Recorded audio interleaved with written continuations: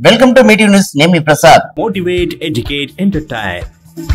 British వారిని గతగడలాడించిన వీరనారి ఝాన్సీ లక్ష్మీబాయి చరిత్ర కేవలం 10 నిమిషాల నుంచి 15 నిమిషాలు ఒక అద్భుతంగా చెప్తున్న మన అన్సారా కేవలం 7th class Tandra ZPHS high school ప్రభుత్వ పాఠశాలలో చదువుకుంటూ ఝాన్సీ లక్ష్మీబాయి చరిత్ర చాలా గొప్పగా చెప్తుంది. ఒక్కసారి అమ్మాయిని అడిగి మరిన్ని విషయాలు ఝాన్సీ లక్ష్మీబాయి గురించి అడిగి తెలుసుకుందాం. హాయ్ అన్సారా. Hi sir. చెప్పమ్మా, మొదట్లో నువ్వు ఝాన్సీ లక్ష్మీబాయి చరిత్ర ఎలా చెప్పాలనే ఆలోచన వచ్చింది? ముందుగా నువ్వు మీటివ్ న్యూస్ కి ఇంట్రడ్యూస్ అంటే పరిచయం చేసుకో. హాయ్ అండి, నా పేరు ఎండి హన్సారా. నేను 8వ తరగతి చదువుతున్నాను. తాండ్రా గ్రామంలో ప్రభుత్వ పాఠశాలలో చదువుతున్నాను. నాకు ఝాన్సీ రాణి లక్ష్మీబాయి అంటే చాలా ఇష్టం. మా పేరెంట్స్ ఫార్మర్స్. ఝాన్సీ లక్ష్మీబాయి చరిత్ర తెలుసుకోవాలని ఎక్కడ అనిపించింది నీకు? ఎందుకు నేర్చుకోవాలని తీసుకున్నావు ఆమె సబ్జెక్టే? అసలు ఎలా ప్రిపేర్ అవుతున్నావు, ఎలా గైడ్ చేసినావు, ఎలా తీసుకున్నావు అవన్నీ ఆమె చరిత్ర విషయాలని క్లుప్తంగా చెప్పమ్మా. మా ఇంగ్లీష్ టీచర్ రాజలత మేడం అని ఉంటది. ఒక రోజు ఎస్ఏ రైటింగ్ రాపించినప్పుడు అప్పుడు నేను ఝాన్సీ రాణి లక్ష్మీబాయి గురించి రాశాను. అప్పుడు టీచర్ అన్నది, నువ్వు ఈ క్యారెక్టర్ చేస్తావా అంటే నేను ఓకే మేడం అని టీచర్ తోటి రాపించుకున్నాను. అప్పుడు ఒకసారి జనవరి 26కి చేశాను. అందరూ బాగా ఉంది అని చాలా మెచ్చుకున్నారు. అలా నేను ఝాన్సీ రాణి లక్ష్మీబాయి గురించి నేర్చుకున్నాను. మొదట్లో ఎప్పుడు ఇచ్చినావు? 26 జనవరికి నువ్వు ప్రోగ్రామ్ ఇచ్చావు కదా. అసలు మేడం ఝాన్సీ లక్ష్మీబాయి ఈ చరిత్ర తీసుకుని ఎంతసేపు చెప్పగలిగినావు డైలాగ్ మొదట్లో ఫస్ట్ ప్రోగ్రామ్ కి? 5 to 8 minutes సార్. ఒక్కసారి ఆ రోజు నువ్వు చెప్పిన డైలాగ్స్ చెప్పగలుగుతావా? చెప్పమ్మా. ఏ భూమి పేరు చెబితే పులులు సింహాలు గుహలు వదిలి బయటికి రావో, ఏ భూమి పేరు చెబితే శత్రువుల అరికాలి కింద భూకంపం పుడుతుందో, ఏ భూమి పేరు చెబితే తెల్లదొరల గుండెల్లో భయోత్పాతం చెలరేగుతుందో, ఆ పవిత్ర భూమి అయిన ఈయన ఝాన్సీని కాపాడుకోవలసిన బాధ్యత ఈయన భుజస్కంధాలపై ఉంది. ఈయన ఖడ్గం శత్రువుల రక్తంతో దాహం తీర్చుకోవాలని, కథన రంగంలో శత్రువుల తలలతో బంతులాటలాడుకోవాలని ఉవ్విల్లూరుతుంది. 60,000కు మూల్యం కట్టారు ఆ ఆంగ్లేయులు మన అమూల్యమైన ఝాన్సీ పట్టణానికి. మన ఝాన్సీని వారికి అప్పగించాలని కోరుతున్నారు. ముమ్మాటికి ఇవ్వద్దు. మేరీ ఝాన్సీ కో దూంగి నహి. నా ముద్దుల బిడ్డ అయిన దామోదర్ను ఈ ఝాన్సీకి వారసుడిగా అర్హులు కాదన్నారు. కానీ మనం మన ఝాన్సీని వారికి అప్పగించేస్తే మన మాతృభూమితో మన బంధం తెగిపోతుంది. ఝాన్సీ గురించి కన్న కలలన్నీ మట్టిలో కలిసిపోతాయి. కానీ నేను యుద్ధ రంగంలో నేల కొరిగితే దామోదర్ అనాథ అవుతాడు. మాకు ఏం చేయాలో అర్థం కావటం లేదు. యుద్ధమా లేక తల్లి కర్తవ్యమా? భగవంతుడా, ఇప్పుడు నేనేం చేయాలి? హర హర మహాదేవ, హర హర మహాదేవ. మేం పోరాడతాం. మా హక్కుల కోసం మేము తప్పక పోరాడతాం. అలాగే ఒక తల్లి కర్తవ్యాన్ని కూడా పూర్తిగా నిర్వర్తిస్తాం. అదిగో ఆంగ్లేయుల ఫిరంగి గుండ్లు వర్షం కురిసినట్లు కురుస్తున్నాయి. మీ ఫిరంగి గుండ్లకు తుపాకీ గుండ్లకు భయపడి చెదిరిపోయే లేడి పిల్ల కాదురా ఈ ఝాన్సీ రాణి. పడగ విప్పిన నల్ల త్రాచులా రాక్షసులను సంహరించే రుద్రకాళికరా ఈ ఝాన్సీ రాణి. ఓరి దృష్టుడా, గ్రోచస్, నా ఈ భారత జాతిని బానిస జాతి అంటావురా నీచురా. ఈ పవిత్ర జాతిపై పడ్డ ప్రతి పసిబిడ్డకు సత్యం, న్యాయం, ధర్మం, శౌర్యం, త్యాగం పంచప్రాణాలురా. ఈ పవిత్ర జాతిపై నీ వెంతర మారణ కాండాలను చెయ్య తలపెట్టినను ప్రతి వీరుని రక్తపు బొట్టు ప్రళయాన్ని సృష్టిస్తుందిరా.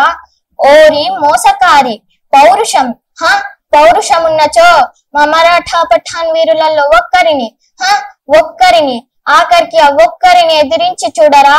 అప్పుడు మా భారత జాతి హస్తాలలో మసి నుస్సైపోదురు. ఏ గండ సౌదాలలో దాగినను మిమ్మల్ని శోధించి ఛేదించక మానవు మారణాయుధాలు దిక్కులు పిక్కటిలిన పంచభూతాలు పారిపోయిన పక్కన పిడుగులు పడ్డా తుపాకీలు పేలిన మాట తప్పేదే లేదు, మడమ తిప్పేదే లేదు. రక్తంలో వాడి కళ్ళల్లో వేడి, గుండెల ధైర్యం, కళ్ళల్లో కత్తుకలు నింపుకొని ఒక్కో భారతీయుడు ఒక్కో సింహమై శత్రువుల్ని తెగ నరకాలి. నేను సిద్ధం. హర హర మహాదేవ, హర హర మహాదేవ. హ హ హ. రే ఆంగ్లేయుడా, నేను నీకు ఎలాంటి గతి పట్టిస్తానంటే భారతదేశం పేరు వింటేనే నీకు వణుకు పుడుతుంది. ఇలాంటి బ్రతుకు బ్రతికే కన్నా చావేనేమనుకుంటావు. నా ఈ ప్రాణం అనంత వాయులో కలిసిపోయినా ఈ పోరాటం ఆగదు. భావి తరాల వారి అస్తిత్వానికి సోకకుండా స్వరాజ్యపు ఉత్సవాలు జరుపుకునేందుకు పోరాడతారు. పారేయిన రక్తపు దారాల నుండి కోట్లాది ఝాన్సీ రాణులు ఉద్భవిస్తారు. అప్పుడు వారిని ఆపడం మిమ్మల్ని పుట్టించిన దేవుడి తరం కూడా కాదు. స్వరాజ్యం పునాది రాయిగా మారుతున్నందుకు నేనెంతో గర్విస్తున్నాను. తాంత్య దామోదర్ని బాగా చూసుకో. నేను మరణించిన తర్వాత నా పార్థివ దేహాన్ని కూడా ఆంగ్లేయులు ముట్టుకోవడానికి వీల్లేదు. భారత్ మాతాకి జై.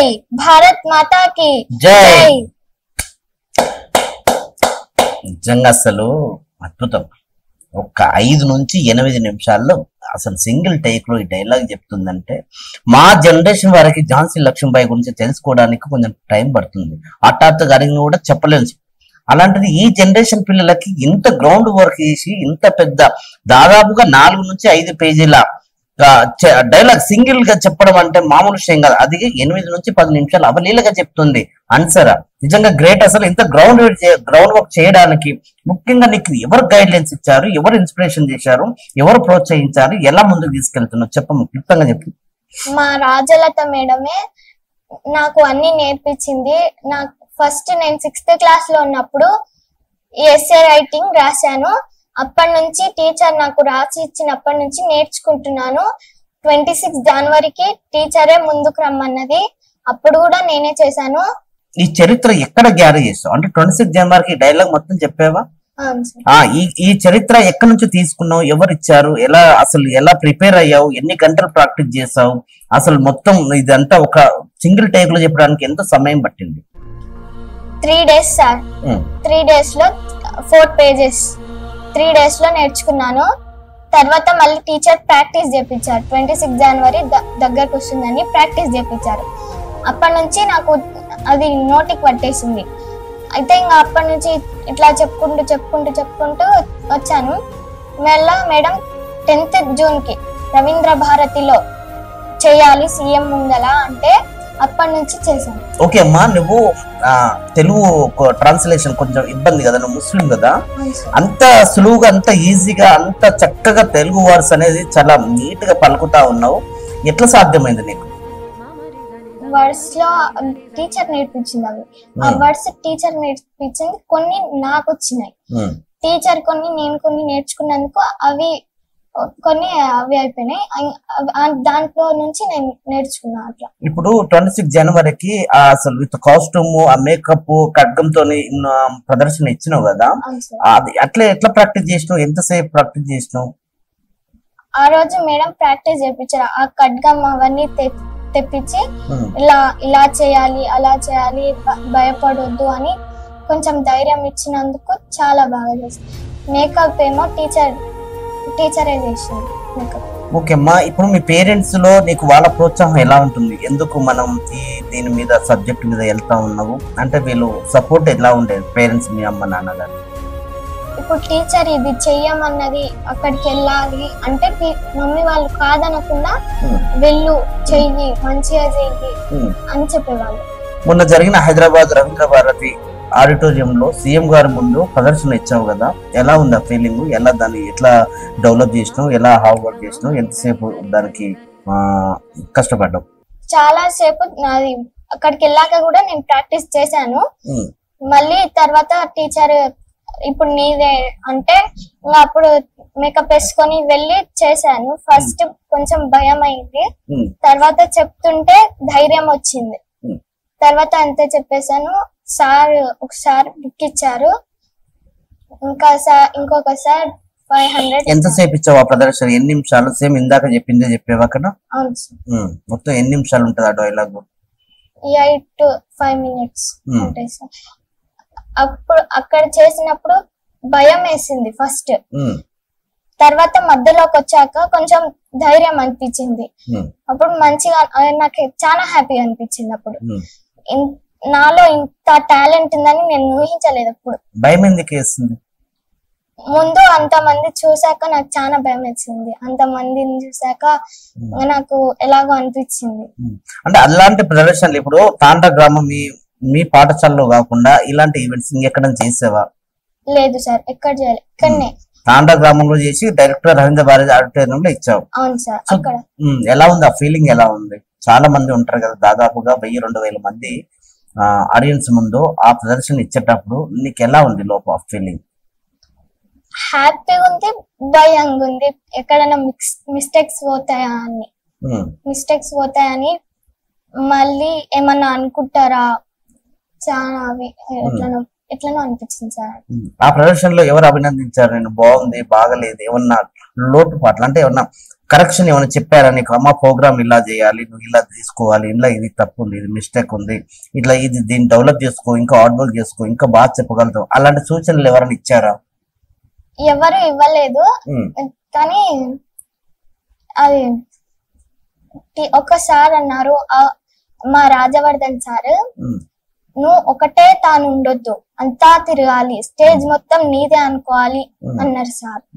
గ్రామం నుంచి పోయి ఆడిటోరియంలో సీఎం గారి అంటే ఆ రోజు సీఎం గారు వస్తున్నారు ఆ సభకి.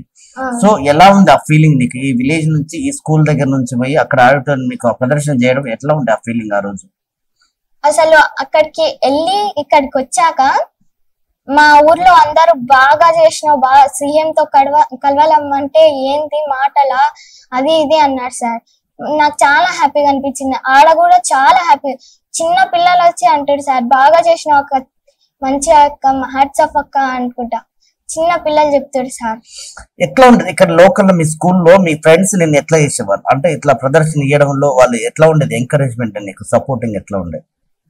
మా ఫ్రెండ్స్ చాలా సపోర్ట్ ఇచ్చారు సార్.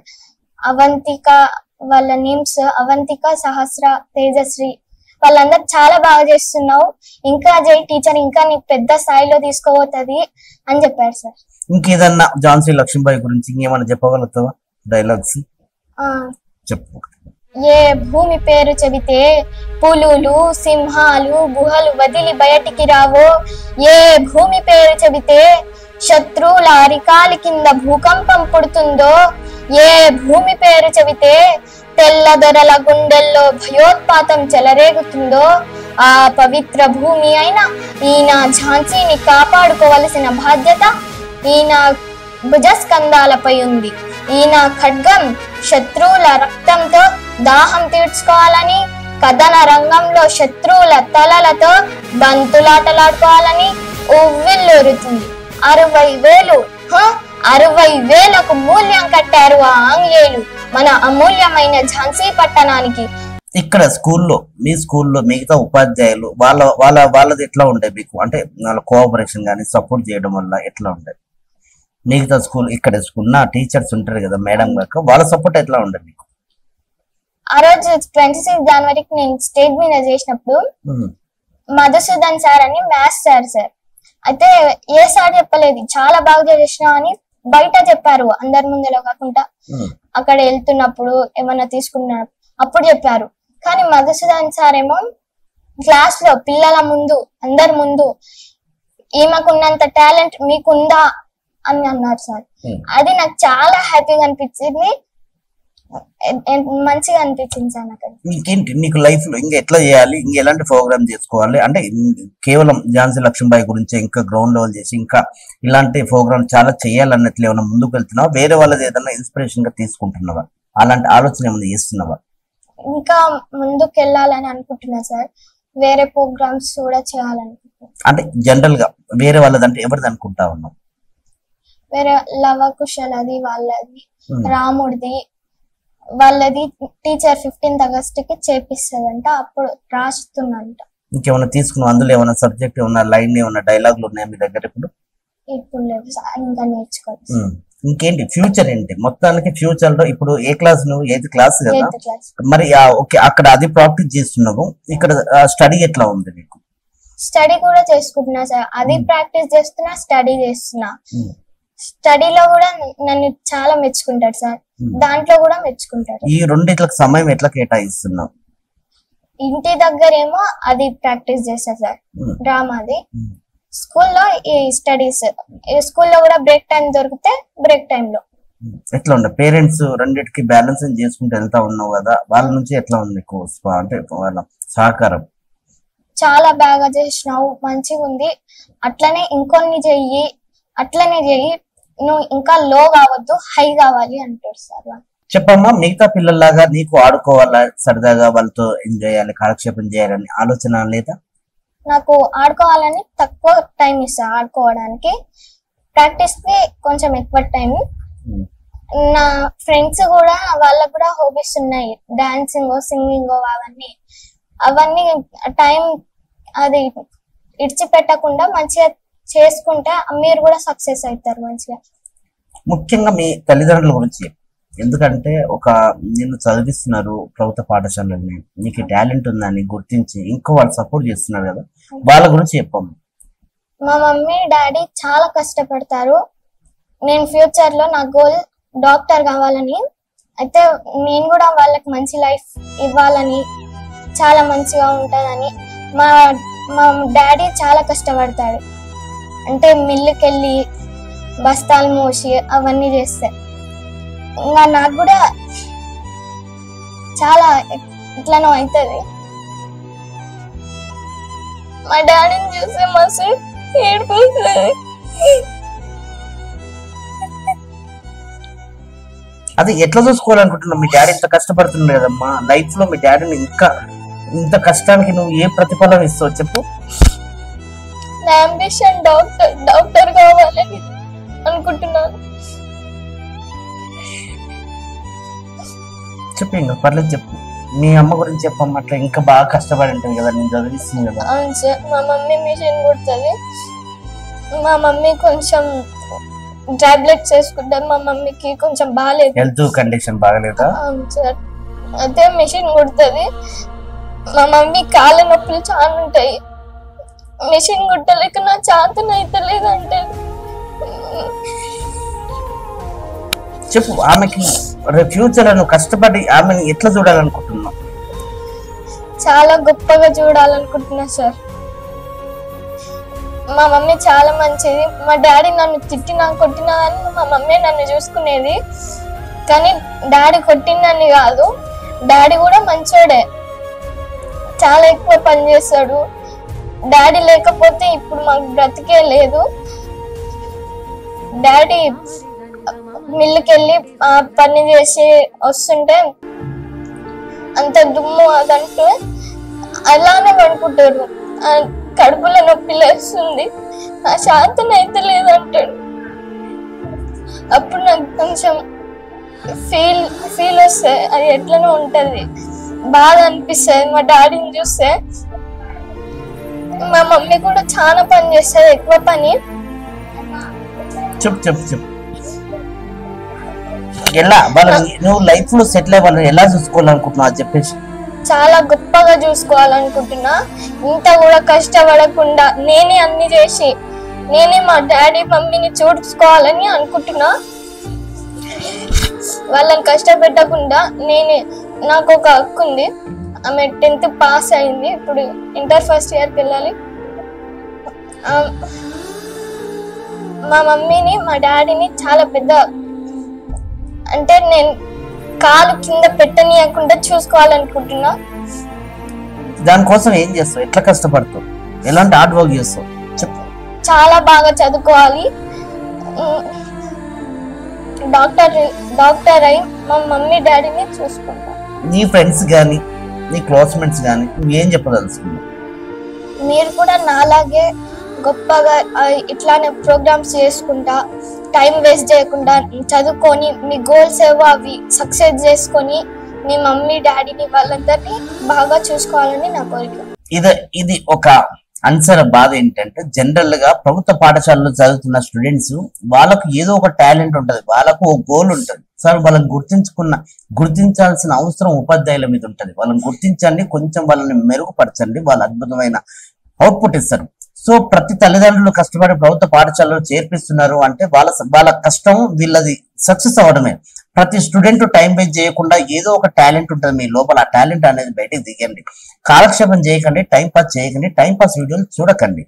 ఏదో ఒక గోల్ మీద కాన్సన్ట్రేషన్ చేయండి. లైఫ్ లో మీరు సక్సెస్ అవడానికి ఏదో ఒక అవకాశం తప్పకుండా దేవుడు కల్పిస్తాడని ఒక అమ్మాయి 7th క్లాస్ అమ్మాయి అన్సరా, ఈ అమ్మాయి తాండ్ర ప్రభుత్వ పాఠశాలలో 8వ తరగతి చదువుతుంది. చాలా హార్డ్ వర్క్ చేస్తూ ఒక ఝాన్సీ లక్ష్మీబాయి చరిత్ర అవలీలగా చెప్తుంది. తమ గోల్ ఏంటంటే లైఫ్ లో ఇంకా అత్యున్నత పదవులకి, అత్యున్నతమైన స్థానంలో నేను ప్రదర్శన చేయాలి, ఇంకా స్టడీలో కూడా సక్సెస్ అవ్వాలి.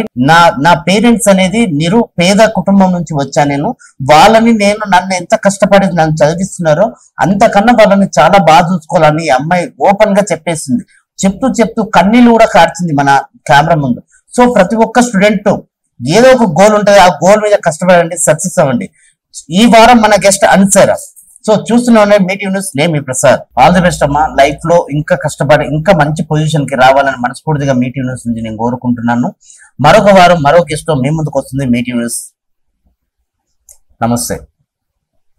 ఇక్కడ మరికొందరు అన్సరా ఫ్రెండ్స్ ఉన్నారు, వారిని అడిగి అమ్మాయి గురించి కొన్ని విషయాలు తెలుసుకుందాం. My name is Deepti. I'm from Tandra. నేను 8th క్లాస్ చదువుతున్నాను. My school name is ZPHS Tandra. Hansara మా ఫ్రెండ్. తను స్కూల్లో కూడా చాలా బాగా చదువుతుంది, చాలా బాగా దేంట్లోనైనా యాక్టివ్ గా ఉంటుంది. తను చేసిన హార్డ్ వర్క్ కి తను సక్సెస్ అయ్యింది. తను సక్సెస్ అయినందుకు మాకు చాలా మంచిగా అనిపిస్తుంది. Congratulations Hansara, all the best. మరెన్నో ప్రోగ్రామ్స్ లలో నువ్వు చాలా బాగా ఎంకరేజ్ చేస్తూ నువ్వు బాగా చేయాలని మేము కోరుకుంటున్నాం. నిన్ను స్ఫూర్తిగా తీసుకొని మేము కూడా చాలా మంచిగా చేస్తాం. Thank you. I am Kirtana from 8th standard. My school name is ZPHS Tandra. Ansara school అయినా ఇంటి దగ్గర అయినా ఒక్కటే ఉంటది. మంచిగా గేమ్స్ అయినా రీడింగ్ అయినా ఇలాంటి ప్రోగ్రామ్స్ చేస్తామని కోరుతున్నాను. Ansara, congratulations. Thank you. I am Tejasri from 8th standard. Amsara best friend. ఆమె చదువు ఇంటి దగ్గర ఎట్లుంటుందో స్కూల్లో కూడా మా సిస్టర్ లాగానో ఒక ఫ్రెండ్ లాగానో ఉంటది. ఇంకా మాకేమైనా బాధ వచ్చినా గానీ ఇంకా మమ్మల్ని హ్యాపీగా చూసుకుంటది. Congratulations Amsara. Thank you. My name is G Sastra, studying in 8th standard. My school name is ZPHS High School ZPHS Tandra. మా క్లాస్ అన్సారా చాలా బాగా చదువుతుంది. తను ఝాన్సీ రాణి లక్ష్మీబాయి ప్రోగ్రామ్ చేసింది. చాలా చాలా హ్యాపీగా ఉంది, బాగా అనిపించింది. కంగ్రాచులేషన్స్ అన్సారా. Congratulations, Ansara.